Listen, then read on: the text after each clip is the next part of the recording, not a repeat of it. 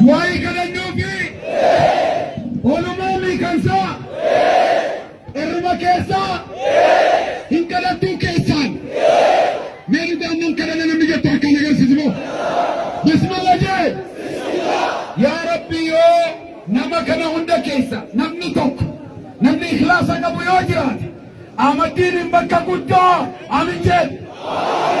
bakka mul'ataa bakka aara galfii hin jaallataa maal kennitaaf kanaa mari'atanii natti himtu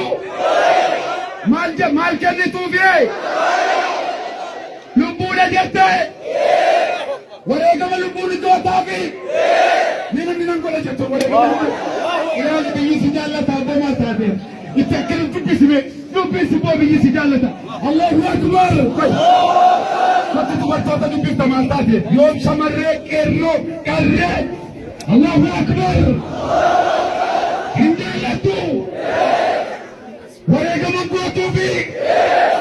hin simattu mee warri nan simata jette hin simatta yoonni lubbuu si gaafatan kennita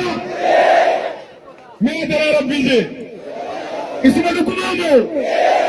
mee lubbutti kana